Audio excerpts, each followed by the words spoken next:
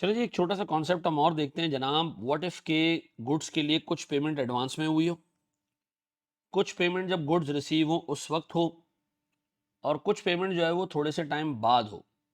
तो ऐसे सिनेरियो में हम किस तरीके से जो है वो इसको देखेंगे। अज्यूम करें कि हमने गुड्स के लिए एडवांस पे किया $10, $10 फिर जिस दिन गुड्स मिली उस दिन मजीद $10 पे किए, और फिर हमने कहा जी हम 10 जनवरी को मजीद $10 पे करेंगे। ये गुड्स टेक्निकली $30 की मिली हैं।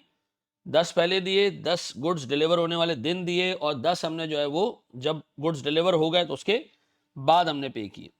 अच्छा जी सर, इस दिन का रेट था, एक्सचेंज रेट था से ₹50 पर $। इस दिन का एक्सचेंज रेट था से ₹52 पर $। और इस दिन का अज्यूम करें एक्सचेंज रेट था ₹55 पर $। अब मुझे एक बात बताएं, ये एक मुकम्मल ट्रांजैक्शन आपके सामने पड़ी और ऐसी ट्रांजैक्शन पास पेपर में 6-6 नंबर की पूछी गई है। ठीक है जी, इसके ऊपर एक प्रॉपर इफ्रिक है, एक छोटा स्टैंडर्ड है, लेकिन वो चूंकि तुम्हारे कोर्स में प्रॉपर्ली मेंशन नहीं है तो मैं भी उसको मेंशन नहीं करना चाह रहा। लेकिन इसके ऊपर एक छोटा अकाउंटिंग स्टैंडर्ड मौजूद है इस पर्टिकुलर ट्रांजैक्शन के ऊपर। ठीक है, लेकिन चूंकि आपकी किताब में इसको एज इट इज लिखा हुआ है, उस पर कोई रेफरेंस नहीं दिया, तो मैं आपको कंफ्यूज नहीं करना चाह रहा। बस अज्यूम करें एक ट्रांजैक्शन है जिसके लिए कुछ पैसे गुड्स के लिए पहले दिए, कुछ गुड्स डिलीवर होने वाले दिन दिए, और कुछ हमने बाद में देने हैं। अब बताएं सर मैं इसको रिकॉर्ड कैसे करूं। सबसे पहले तो एक काम करें, 1 जनवरी की ट्रांजैक्शन को रिकॉर्ड करें। 1 जनवरी को, चूंकि हमें 1 जनवरी को एडवांस मिला है, 1 जनवरी को मैं एंट्री पास करूंगा कि हमने एडवांस दिया है, sorry, advance to supplier debit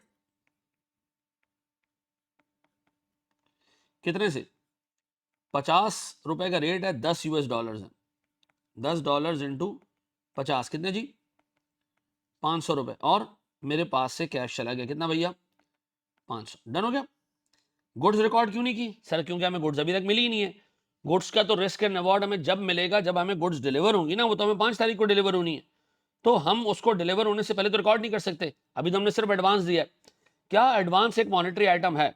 नहीं सर, ये एक नॉन मॉनेटरी आइटम है, नॉन मॉनेटरी आइटम है। डन, तो उसको हम रीमेजर नहीं करेंगे। अब बताओ मेरे प्यारे बच्चों, हमारे पास डेट आई किस तारीख की, 5 जनवरी। अब देखना है इसको रिकॉर्ड कैसे करना है। आपको गुड्स रिसीव हुई, इसका मतलब है आपने इन्वेंट्री को डेबिट करना है।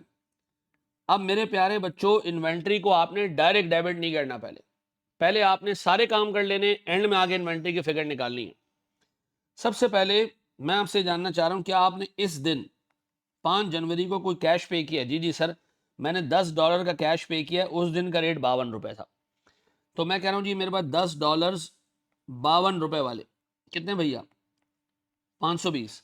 फिर मुझे याद है मैंने तो एडवांस भी पे किया था, उसको खत्म करना है। क्या एडवांस को ₹52 पे ले आए? नहीं, क्योंकि एडवांस एक मॉनेटरी आइटम नहीं है, एडवांस को हम 52 पे नहीं लेकर आएंगे। तो advance to supplier as it is आ जाएगा जी ₹500 का। और एक पेबल क्रिएट हो गया सर, जो पेबल क्रिएट हुआ आज क्रिएट हुआ है। यस सर, अगर अभी अभी हम इसको पे कर दें तो हमारी जान छूट जाएगी। Yes sir. सर ये भी रिकॉर्ड होगा 10 इंटू 52 पे कितना जी, 520। अब मुझे बताएं क्या ये पेबल एक मॉनेटरी आइटम है? हाँ। अब जब तक ये पे नहीं होगा हम इसको रीमेजर करेंगे। अब बताएं सर, इन तीनों को अगर मैं ऐड करूं, 520, 520 और 500, तो ये मेरे पास होते हैं जी 1540। 1540 इन्वेंट्री हमेशा बैलेंसिंग फिगर पे रिकॉर्ड होगी, बैलेंसिंग फिगर पे रिकॉर्ड होगी। इन्वेंट्री हमेशा इस केस में बैलेंसिंग फिगर पे रिकॉर्ड होगी, तीनों को ऐड करके। अब मेरी बुक्स में एक मॉनेटरी आइटम आ रहा है, ये मॉनेटरी आइटम पेबल है और ये मैंने कैश में पे करना है, तो कैश में जो भी चीज पे होगी वो तो मॉनेटरी आइटम है। तो इस अमाउंट को मैंने क्या करना है, रीमेजर करना है।